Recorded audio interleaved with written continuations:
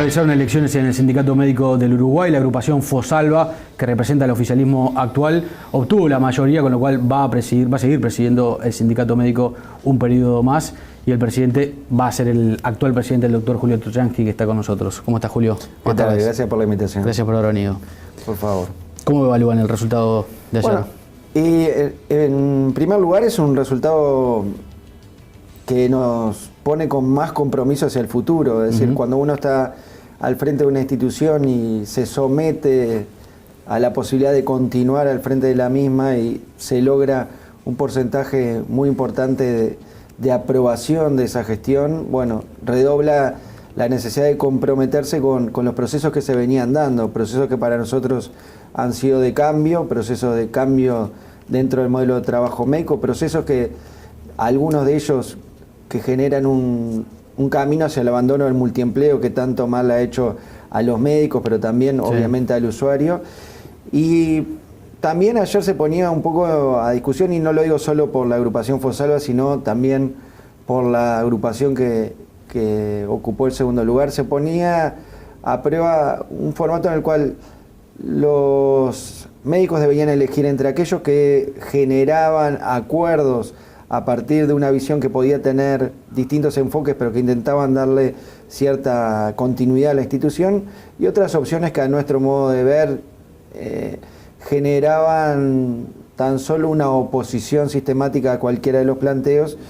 Y bueno, creo que la gente premia o apoya este tipo este modo de hacer las cosas, es decir, de planificar, hacer y construir dentro de la diversidad con aquellas opciones que quieren darle la posibilidad a la institución de progresar, más allá de que poder hacerlo de distintas miradas, ¿no? FOSALVA va a tener 4 cargos en el nuevo Ejecutivo, 4 en 10, y UGM va a tener 3. Han venido gobernando en forma coordinada hasta ahora. No sé si ustedes le llaman coalición o cómo es que le llaman.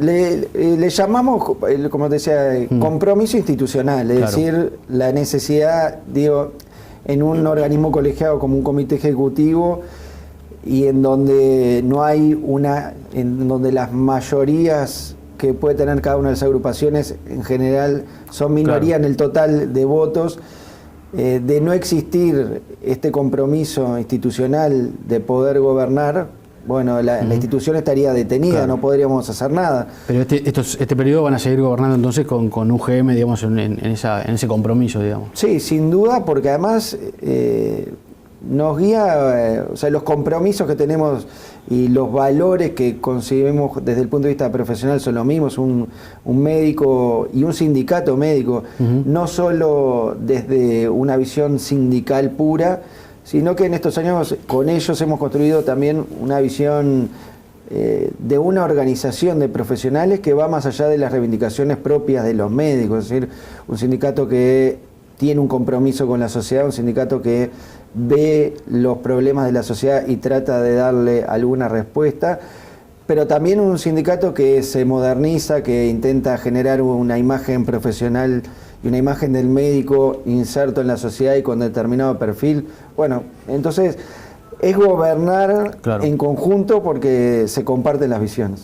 Hacías referencia hace un rato al tema de la alta dedicación.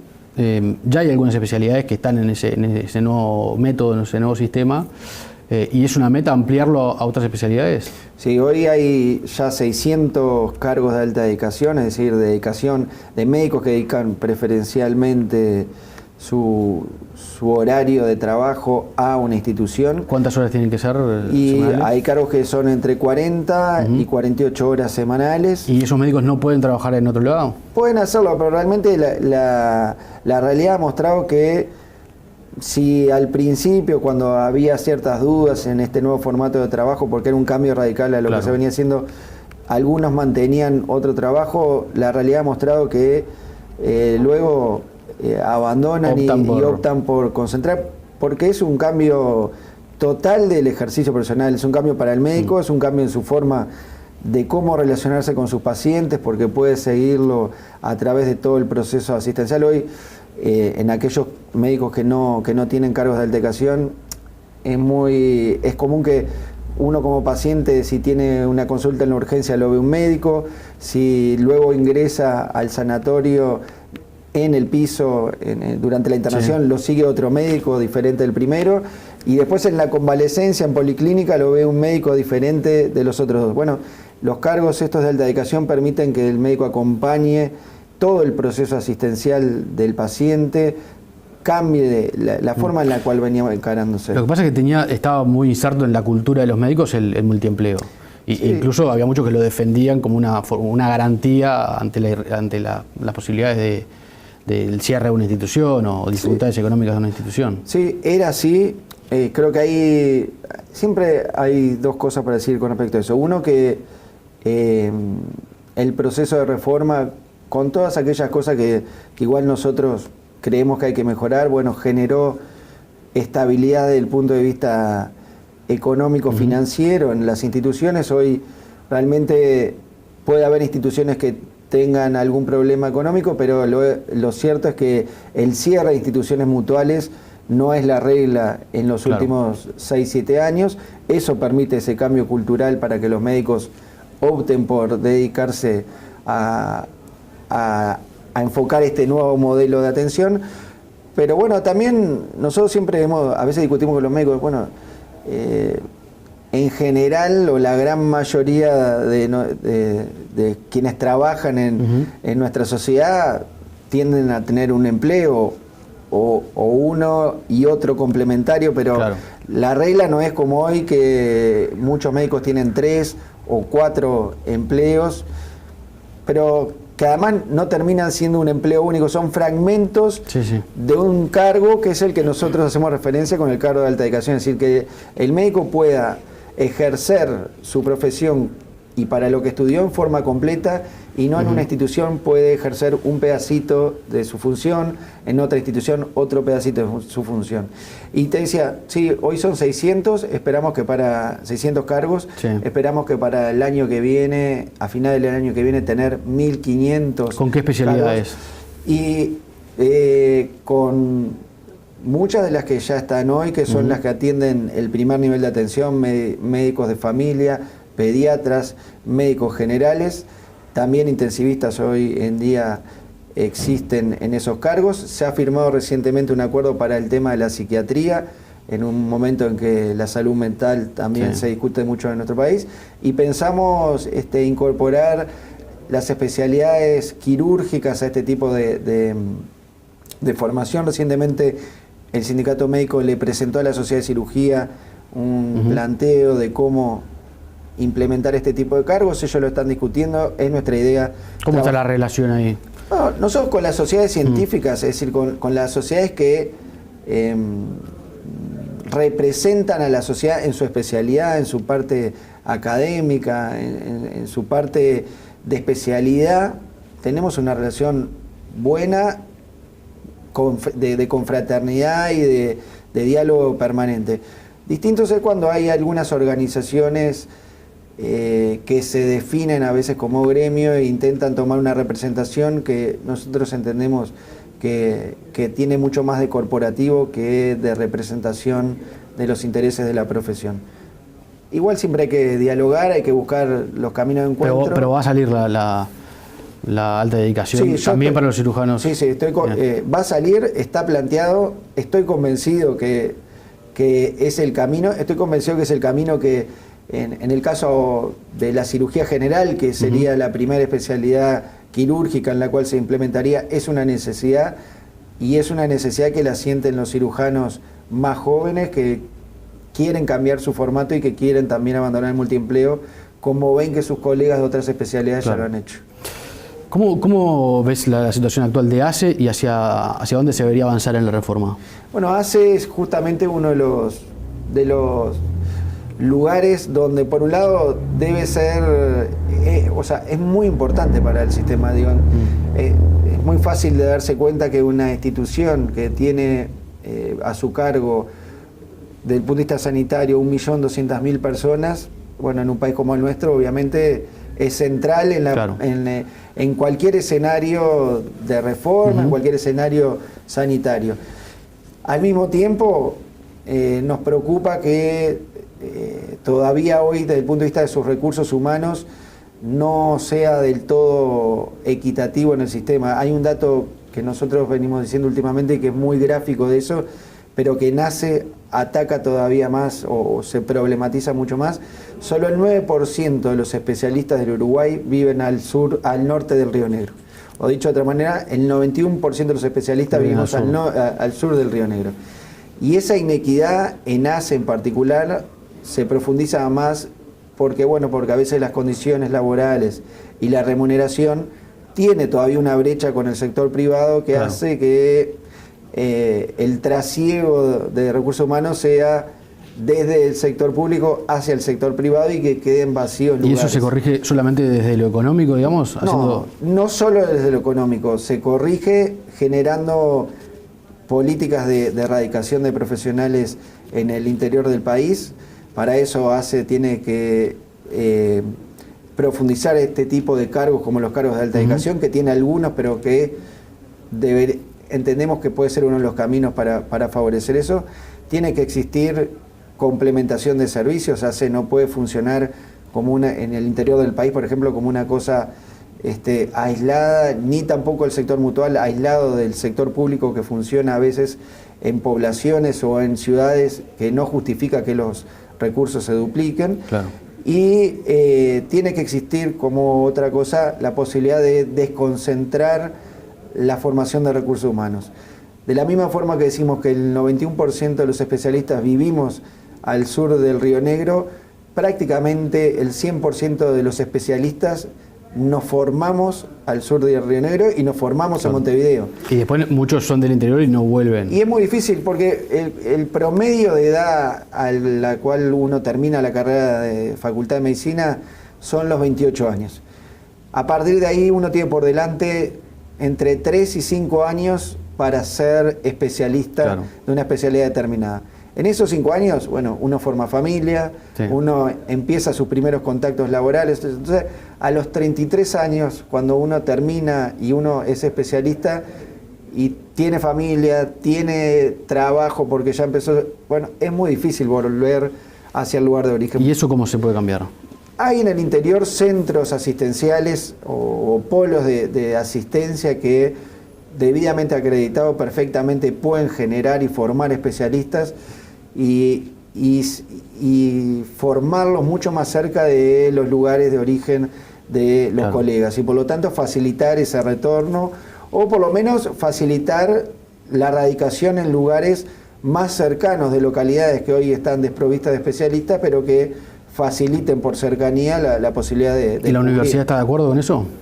La universidad está de acuerdo, la universidad de alguna manera tiene, o más precisamente la Facultad de Medicina, está visualizando esa necesidad, y creo que en una primera etapa está comenzando a ver, qué lugares podrían acreditarse para otorgarle la posibilidad de formar especialistas.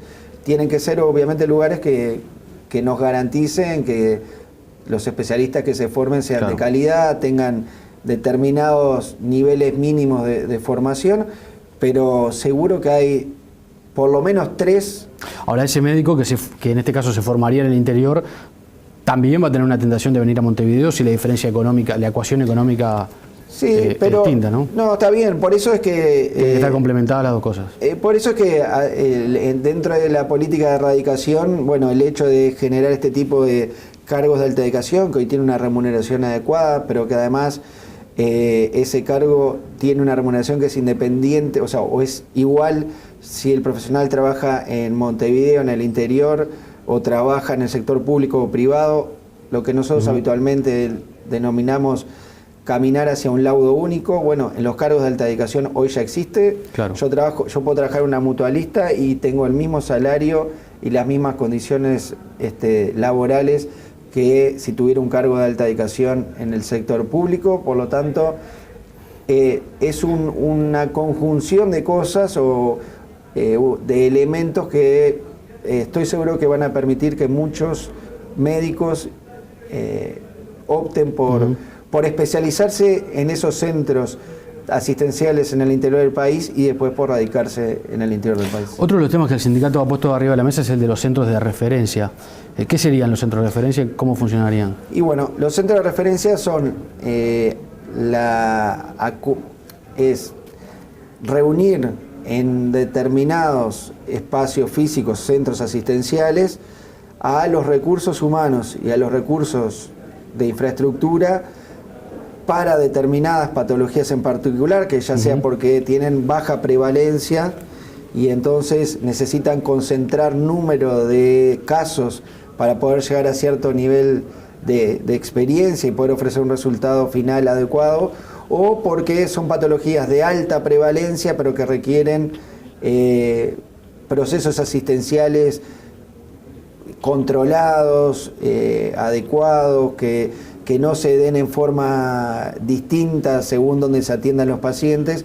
Bueno, lo que genera los centros de referencia es la acumulación o la concentración de la experiencia, de los recursos humanos, de los recursos técnicos, la no duplicación en otros lugares, y lo que genera es que el resultado final de la atención de esa patología sea mucho mejor que si estuviera duplicado, claro, triplicado, cuadriplicado, como ¿y esos deberían ser centros públicos o privados? Yo creo que tenemos que empezar a hablar de que son centros del Sistema Nacional Integrado de Salud. Si las condiciones son mejores para que se desarrolle en el sector público, será un centro de referencia que se desarrolle en el sector público. Si las condiciones hacen que para determinada patología o determinada proceso asistencial tiene que desarrollarse en un centro asistencial privado que dé el servicio para todo el sector, también podrá hacerlo. Hay ejemplos, o sea, por ejemplo, los IMAE, los centros, claro, de medicina altamente especializada, son un ejemplo de ello. Es decir, un IMAE, un lugar donde se hace cirugía cardíaca, que hoy está en una institución privada, puede atender a un paciente de salud pública.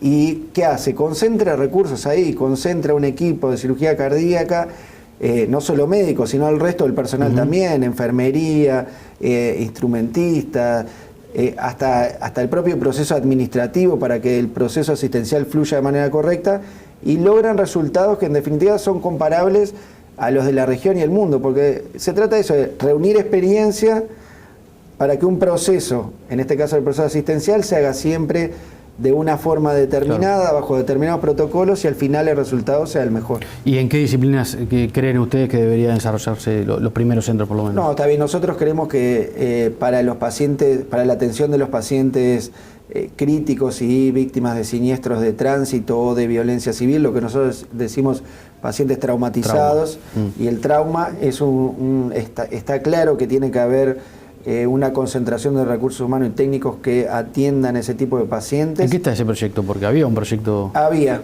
de un centro de trauma. Había, y yo creo que en este periodo va a retomarse. Sí, en su momento se habló del edificio de Libertad, claro, o lo que es el Hospital Libertad, o que se conoce, pero creo que se va a retomar, seguramente se retome tomando como centro alguno de los hospitales grandes de nuestro país, quizás el Hospital Maciel, quizás el Hospital de Clínicas en su nuevo proyecto refundacional. También hay para determinadas patologías oncológicas, es necesario reunir experiencia en algún lugar en particular.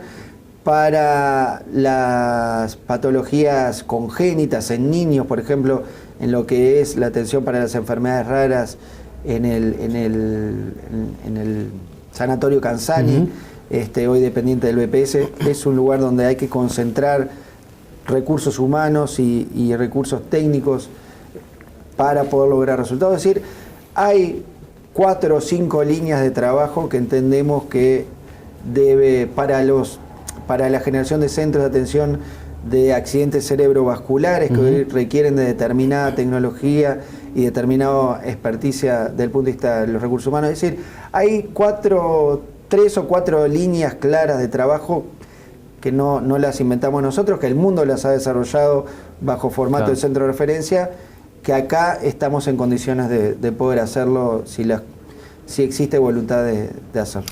Mencionabas recién al pasar la reforma del Hospital de Clínicas.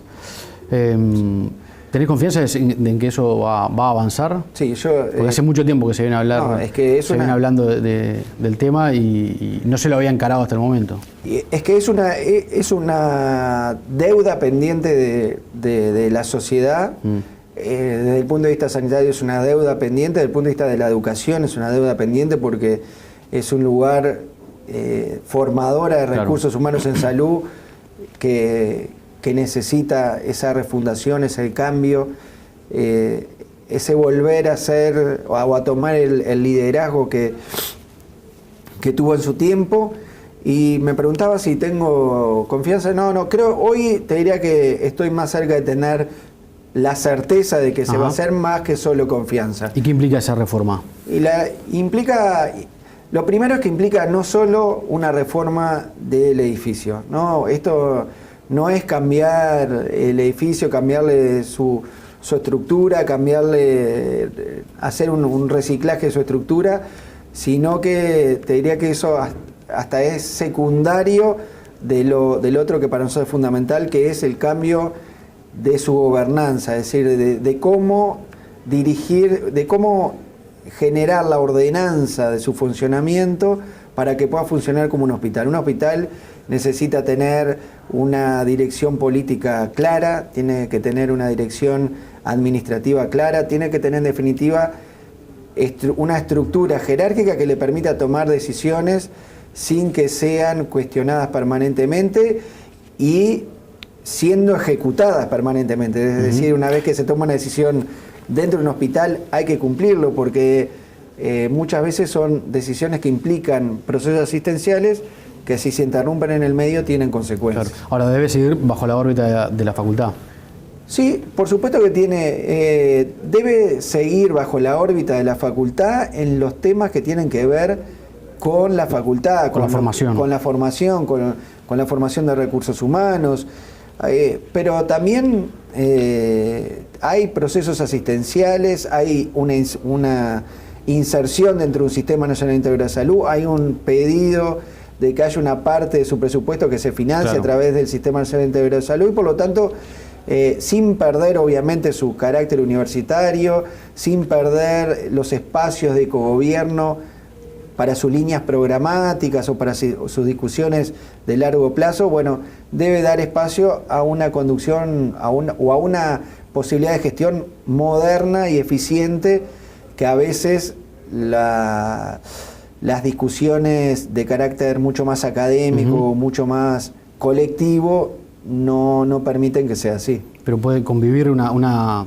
gerenciamiento de la parte asistencial, digamos, por un lado, y por otro lado, un gerenciamiento de la facultad exclusivamente para la parte de formación. Sí, sin duda, y sin duda que puede existir, y además puede existir bajo un formato que permita darle celeridad a las cosas y que mantenga, acá nadie está hablando de perder el carácter universitario del hospital, eso es muy importante porque a veces se entiende que los cambios van o atentan contra la autonomía universitaria. No, acá se está hablando de que la autonomía universitaria se mantenga y se mantenga en todo aquello relativo a lo que es la función desde el punto de vista universitario, valga la redundancia, propiamente dicho. Pero también tenemos que ser conscientes de que tenemos que abrir un poco la cabeza, tenemos que ser conscientes de que se necesita otro formato de gobierno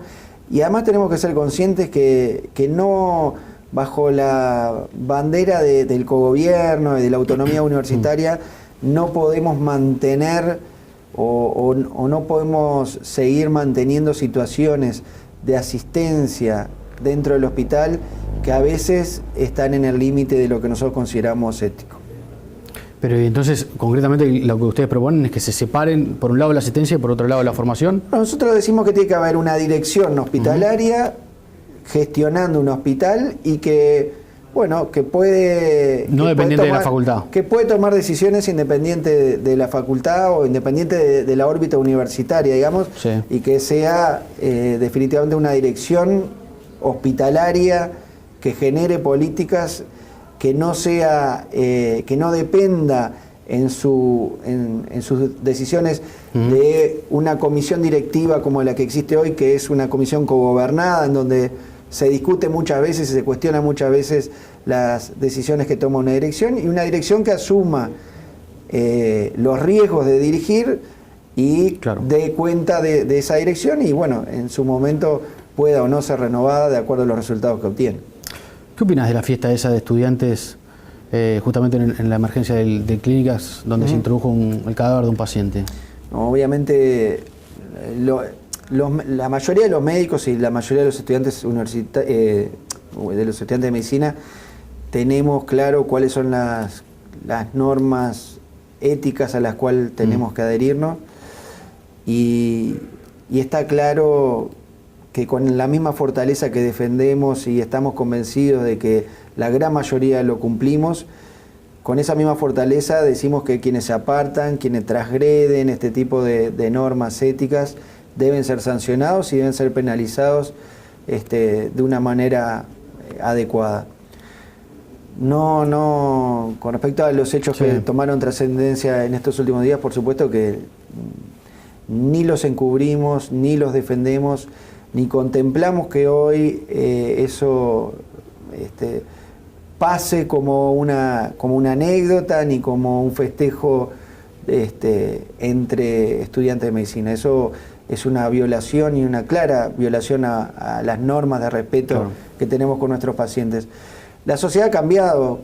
Ahora te voy a preguntar sobre eso, porque me parece interesante, sobre todo la relación entre los médicos y los pacientes, pero ¿crees que fue justa la sanción que determinó el Consejo de la Facultad, o debió ser más ejemplarizante y quizás más contundente? Yo creo que es una sanción para algunos que está dentro de lo que es la normativa, y para otros que tienen mayor, porque acá hay distintos grados de implicancia y de responsabilidad, ¿no? Y creo que para aquel que ha generado el hecho que más ha conmocionado a la sociedad, creo que la sanción va a ser como la que esperábamos. Todavía no se ha terminado los detalles de toda la investigación, y al final, cuando tengamos el resultado final, estoy seguro que la facultad va a adoptar una decisión que va a ser ejemplarizante, pero ejemplar en cuanto a que tomó la decisión correcta. ¿No debería ser médico ese hoy estudiante? En las condiciones actuales no debería serlo. Ojo, las cosas no son para siempre, ni siquiera las personas cuando cometen un delito van a la cárcel, y cuando salen, habiendo cumplido su condena, tienen la posibilidad de reinsertarse. Nosotros no negamos la posibilidad, obviamente, de reinserción de alguien que pueda haber cometido un error, pero hay que tomar las medidas para prevenir que esas cosas no vuelvan a suceder. Hay que tener claro que desde el punto de vista emocional, desde el punto de vista afectivo, desde el punto de vista psicológico, desde el punto de vista humano, las personas han pasado por un proceso de entender lo que han hecho y están en condiciones luego de emprender el camino de la profesión médica. Vos decías, la sociedad ha cambiado. ¿Este es un hecho aislado o hay un corrimiento de los límites y de la conciencia del rol del médico en la sociedad? No, ha cambiado para bien, para mí, en que la sociedad se ha empoderado en conocer sus derechos, hablando de salud, ¿no? Hablando como usuario de salud, el usuario conoce sus derechos, eso es beneficioso para nosotros, tiene más información al momento de conocer sus derechos, pero también al momento de ir a una consulta y cuestionar de una manera adecuada al médico en su toma de decisiones, o ser más partícipe, es decir... A los médicos no les gusta mucho eso. No les gusta, pero porque, no les gusta. Está cambiando. Los procesos culturales llevan su tiempo, y obvio, hace 20, 30 años atrás había una figura de un médico que no se podía cuestionar nada de lo que decía, que lo que decía era como la palabra revelada, y debía ser así. Yo creo que hoy nosotros tenemos que tomar eso, tomar el cambio como algo beneficioso, porque nos ayuda a entender a la salud como una cuestión de corresponsabilidad. Nosotros somos parte del proceso asistencial, pero el paciente, quien tiene un proceso de enfermedad, tiene que aportar lo suyo también para construir la salida, para construir el resultado terapéutico. Bueno, la corresponsabilidad hoy, bien entendida, es una cosa buena y para nosotros es beneficioso que el paciente venga con información que buscó en internet. O sea, yo creo que deberíamos entenderlo como beneficioso porque viene con más información sobre lo que tiene, con más noción de lo que tiene, y el cuestionamiento o la pregunta sobre su enfermedad creo que es una cosa lógica, pero que además ayuda a la resolución final de ese cuadro. Ahora, volviendo a ese episodio como ejemplo, no quiere decir que se repita todo el tiempo. Si era un hecho aislado. Claro, ¿es un hecho aislado o hay un corrimiento también en los médicos como hay en otras profesiones, ¿no? En la educación lo vemos muchas veces cuando los padres van a pegarle a la maestra porque le puso una mala nota al hijo, es decir, ahí se corrió un límite, ¿no? No, por supuesto que es que hay cosas que la facultad no va a corregir, o sea, o que puede corregir, pero hay cosas que uno trae de su casa, de su formación, y quienes son médicos hoy no son ajenos a ser parte de un proceso social que se vive en todos los estamentos y en todos los lugares, independientemente de si uno opta por una carrera profesional o no. También ha cambiado en el sentido, igual como digo eso, también digo que cambió en el sentido de lo que la sociedad permite. O sea, capaz que, porque me preguntaba si es un hecho aislado. Sí. Bueno, creo que el hecho que conmocionó a la opinión pública, obviamente que es un hecho aislado, que no es la regla, que es una cosa excepcional. Pero también acá hubo referencias a la introducción de bebidas alcohólicas en las áreas asistenciales. Yo creo que hay cosas que hace 20 años atrás podían ser toleradas, hay cosas que hace 10 años atrás también podían ser toleradas, o que incluso quedaban dentro del anecdotario de los estudiantes, de los médicos.